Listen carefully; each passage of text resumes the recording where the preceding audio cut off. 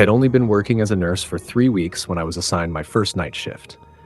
I remember being nervous about it. During the day, the hospital was always busy. Doctors moved between rooms, patients had visitors, and the hallways were filled with voices. At night, everything changed. The same hospital suddenly felt enormous. The corridors became quiet, the lights were dimmed, most of the patients were asleep, and the only sounds were the soft beeping of monitors, the hum of ventilation, and the occasional squeak of a nurse's shoes against the floor. That night, I was working on the 4th floor with a senior nurse named Mara. She had been working there for more than 15 years. Around midnight, while we were sitting at the nurse's station, she suddenly looked at me. "You're still getting used to nights, aren't you?" I laughed nervously. "Is it that obvious?" She smiled. "Don't worry, you'll get used to it." Then she pointed toward the far end of the corridor. "Just remember something. If you hear footsteps behind you, don't panic." I thought she was joking. "What kind of footsteps? Usually just someone walking." She paused. "Sometimes, though, there's nobody there." I laughed again, but she didn't. Before I could ask what she meant, the nurse call panel suddenly lit up. "Room 417. Mara stared at it. "That's strange." "What?" "That room is empty." Was room 417 had been vacant for several days. I assumed the call system had malfunctioned. Mara stood up and handed me a flashlight. "Go check it." "Alone?" She smiled. "It's your first night. Consider it part of your training." I walked down the corridor. My shoes made quiet squeaking sounds against the floor. The farther I went, the quieter everything became. When I reached room 417, the door was slightly open. I pushed it gently. "Hello?" No answer. The room was empty, the bed was neatly made, the curtains were closed, there was no patient, no visitor, and nobody hiding anywhere. I checked the nurse call button. It was hanging beside the bed. I pressed it once. Nothing happened. Then I heard something behind me. Footsteps. Slow. Soft. Coming down the corridor. I turned around. Nobody was there. The footsteps stopped. I stood frozen for several seconds before convincing myself that Mara must have left the nurse's station. I walked back. She was still sitting at the desk. "Did you find anything?" "No," she looked at me. "Did you hear anything?" I hesitated. Footsteps. Her expression changed. "Where?" "Outside room 4117. She stared at me for a moment. Then she said quietly, "Don't worry about it. I thought that was strange, but I didn't ask." About an hour later, we started our regular rounds. Everything was normal. At around 2:15 a.m., I was checking a patient in room 421 when I heard someone whisper my name. "Emma." I turned around. The patient was asleep. I looked into the hallway. Empty. Then I heard it again. "Emma." This time it sounded like it came from room 417. I walked toward it. The door was closed now. I opened it. Nothing.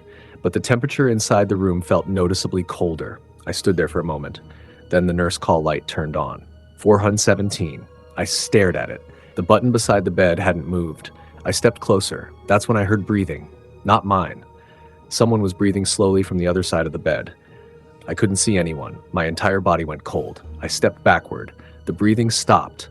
Then a woman's voice whispered from the darkness. "Please, don't leave me." I ran. I didn't care how ridiculous I looked.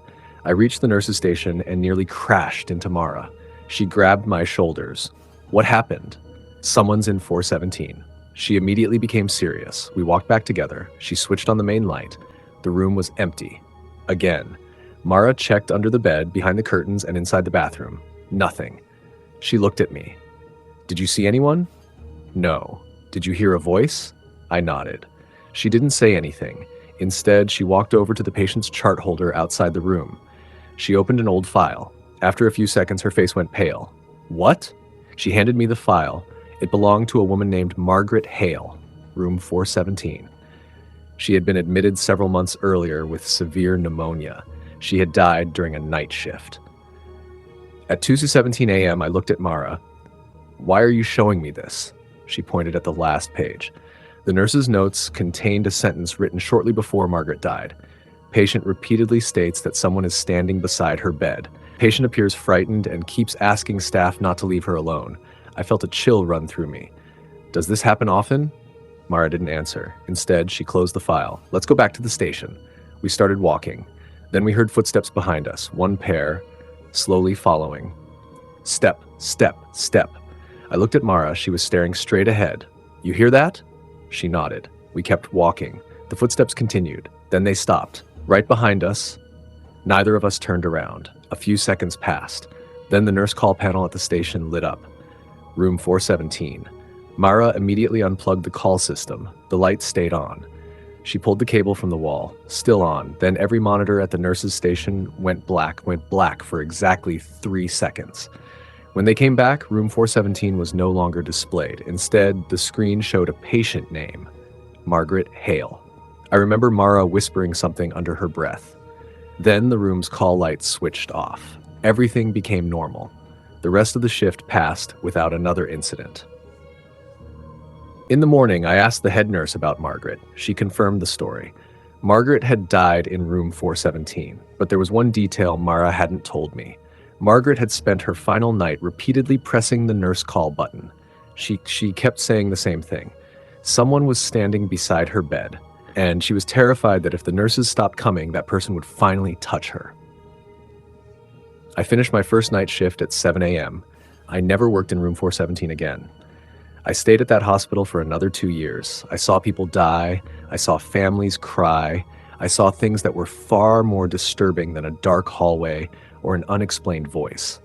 But I never forgot that night. Because sometimes when I was working late, the nurse call panel would suddenly flicker, and for a fraction of a second, room 417 would appear on the screen. Empty. Every single time. And every single time the call would disappear before anyone could answer it. I don't work there anymore. But a few months ago, I received a message from one of my old coworkers. She had just started working night shifts. She said something strange had happened. At exactly 2:17 in the morning, the call panel lit up. Room 417. She went to check. The room was empty. Then she heard a woman's voice behind her. "Please don't leave me." My coworker ran. She didn't look back. And honestly, I don't blame her, because if there's one thing I learned during my first night as a nurse, it's this. Hospitals don't become empty when everyone goes to sleep. Sometimes they just become quiet enough for you to hear who's still there.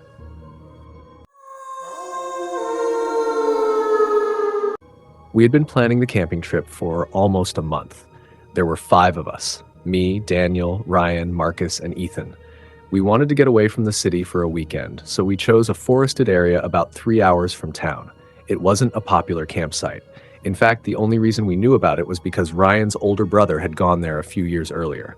According to him, it was quiet, isolated, and perfect for camping. He forgot to mention one thing. There was an abandoned ranger station about a mile deeper into the woods.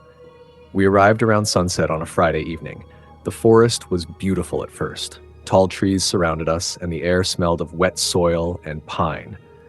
We set up our tents beside a small clearing and started a fire. For the first few hours, everything was normal. We cooked, joked around, and told stupid stories. Then, around midnight, we heard someone walking through the trees. Crunch, crunch, crunch. Everyone stopped talking. The footsteps were slow, but they were getting closer.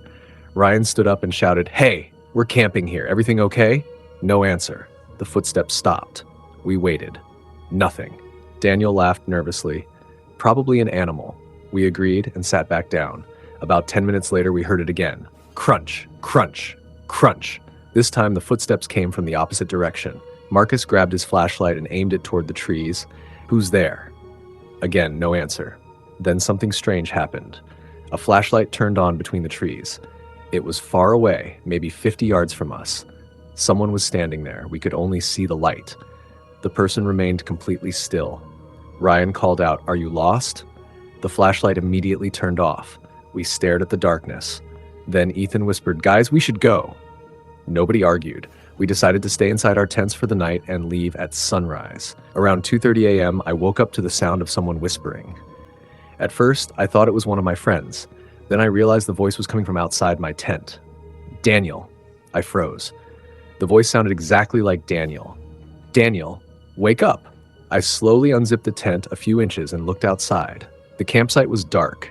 The fire had almost gone out. Nobody was there. Then the voice came again. This time it sounded like Ryan. "Hey, come outside." I immediately zipped the tent shut. A few seconds later, someone walked past my tent. I could see the shadow of their legs through the fabric. They stopped directly beside me. I held my breath. The person stood there for several seconds. Then they walked away. I didn't sleep again. At sunrise, I crawled out of my tent. The others were already awake. Nobody spoke at first. Finally, Ethan said, "Did any of you hear someone calling your name?" We all looked at each other. Every single one of us had heard it, and the voice had sounded like someone else in the group. We decided to leave immediately. But when Ryan went to start the car, he came running back. The keys are gone. We searched everywhere. Inside the tents, under the sleeping bags, around the fire, nothing. Then Marcus noticed something. There were footprints leading away from our campsite. Bare footprints. They went straight into the forest, and beside them were tire marks. Someone had dragged our car keys into the woods. We followed the tracks because we had no other choice. After about 20 minutes, we reached the abandoned ranger station. The door was hanging open. Inside, the place smelled damp and rotten. Our car keys were sitting on a wooden table. Next to them was a small pile of photographs. Ryan picked one up. It showed our campsite. The picture had been taken from inside the forest. Another photograph showed our tents. Another showed us sitting around the fire. The newest picture showed all 5 of us sleeping. It had been taken during the night. Nobody said a word. Then we heard footsteps outside. Slow footsteps. Crunch, crunch, crunch. They stopped at the doorway. A voice whispered from outside, "Guys, come outside." It was my voice. Marcus dropped the photographs. We ran. We didn't even bother looking for whoever was outside. We sprinted through the forest until we reached the campsite. The car keys were still in Ryan's hand. We got into the car and drove without packing anything. We didn't stop until we reached the main road. Later that day, we contacted the local authorities and told them what happened. 2 officers went back to the campsite with us. They searched the ranger station. There were no photographs, no footprints, no signs that anyone had been living there. The officers eventually told us that the ranger station had been abandoned for more than 20 years. But there was one thing they couldn't explain. On the wooden table inside the station, they found 5 fresh handprints covered in mud, 1 for each of us. We never went camping together again. And sometimes when I think about that night, I wonder about something. Who took those photographs? Because whoever it was, they were close enough to watch us sleep. And we never heard them leave. I used to think that the worst thing that could happen in a cheap hotel was getting robbed. I was wrong. Sometimes, the worst thing is realizing that the person making noise above your room isn't actually staying in the room above you. This happened to me in October of 2021 when I was traveling alone through California. I had been driving for almost 8 hours that day. By the time I reached the city, I was exhausted, hungry, and honestly just wanted somewhere cheap to sleep. I found a small, old hotel downtown. It wasn't abandoned or obviously dangerous. There were people coming and going through the lobby, a vending machine humming in the corner, and an old receptionist sitting behind the front desk. The place just looked tired. The carpets were worn out. The walls had stains that had been painted over too many times, and the elevator made a strange metallic sound whenever it moved. But the room was cheap. So I checked in. My room was on the 4th floor, room 417. The receptionist handed me the key and said, "Don't use the stairs after midnight. The door sticks." I laughed. He didn't. I went upstairs. My room was exactly what you'd expect from a cheap hotel. A bed, a small desk, a television mounted to the wall, and a bathroom with an old shower. I put my bag down and went downstairs to get something to eat. When I came back around 11:40 p.m., I noticed something strange. Someone was standing at the end of the 4th floor hallway. It was a woman. She looked to be in her 20s. She was wearing a gray hoodie and black pants. She wasn't doing anything. She was just standing there. I walked toward my room. As I passed her, she suddenly looked at me. "Are you staying here?" she asked. "Yeah." She pointed toward my room. "What's your room number?" I remember feeling uncomfortable. 417. Her expression changed, just slightly. Then she whispered, "Don't open the door if you hear knocking." I thought she was joking. I smiled awkwardly. "Okay." She turned around and walked toward the elevator. I watched her press the button. The elevator doors opened. She stepped inside. Then just before the doors closed, she looked at me again. She didn't say anything. The doors closed. I went into my room. I forgot about her within a few minutes. Until 13 a.m., that's when I heard the first noise. 3 knocks. Slow. Heavy. Knock. Knock. Knock. I sat up in bed. I looked at the door. Nothing. A few seconds passed. Then I heard footsteps in the hallway. Someone walked past my door. Slowly. I assumed it was another guest. Then the footsteps stopped, right outside my room. I waited. Nothing happened. I eventually went back to sleep. At 3:06 a.m., I woke up again. This time, I heard something above me, a dragging sound, like someone was pulling a heavy piece of furniture across the floor. Scratch. Pause. Scratch. Pause. I looked up at the ceiling. My room was on the 4th floor. There was another floor above me, so I assumed someone was moving furniture. Then I heard a loud bang. I actually jumped out of bed. The room went silent. I waited. Nothing. I checked my phone. 3:08 a.m. I tried to sleep again. Then someone started running upstairs. Except it didn't sound like running. It sounded like someone was repeatedly sprinting from one end of the room to the other. Back and forth, for almost 5 minutes. Then it suddenly stopped. I couldn't sleep after that. At around 7:30 in the morning, I went downstairs and asked the receptionist about it. Is there a family staying directly above room 417? He looked confused. What do you mean? I heard someone moving furniture all night. He stared at me for a moment. Then he said, there are no guest rooms directly above you. I laughed. That's impossible. He shook his head. 4th floor is the top guest floor. I didn't know what to say. He explained that the floor above mine contained maintenance equipment, electrical systems, and access to the roof. No guests are allowed up there. I suddenly remembered the woman from the night before. I asked him if he knew who she was. He frowned. What woman? The woman in the gray hoodie. He shook his head again. I don't know. I left the hotel that morning. I should have gone home. Instead, I stayed another night. I don't know why. Maybe I wanted to prove to myself that I had imagined everything. That evening, I came back around 10 p.m. The woman was standing in the lobby. Same gray hoodie, same black pants. She looked directly at me. I stopped walking. She smiled. Then she said, "You heard them." My stomach dropped. Heard who? She didn't answer. She walked toward the elevator. I followed her. She pressed the button. When the doors opened, she stepped inside. I stayed outside. She looked at me. Are you coming? No. She smiled again. Good. The doors closed. I stood there for several seconds. Then I heard the elevator begin moving upward. 4th floor. Then another sound. A bell. The elevator had apparently stopped above the 4th floor, but there was no guest floor above it. I immediately went to the front desk. The receptionist was gone. Another employee was working there. I asked him about the elevator. He looked at the monitor. Then his face changed. What? He pointed at the screen. The elevator camera showed an empty elevator. The doors were open, the lights were flickering, and nobody was inside. I asked him where the elevator was. He said, roof access. I felt cold. Can we go up there? He shook his head. No. Why? He hesitated. Then he said, because someone died up there a few years ago. He wouldn't tell me anything else. I went back to my room. I packed my bag. I was leaving. But before I could open the door, I heard 3 knocks. Knock, knock, knock. I froze. Then a woman's voice came from the hallway. Are you staying here? It was her, the woman in the gray hoodie. I didn't answer. She knocked again. What's your room number? I backed away from the door.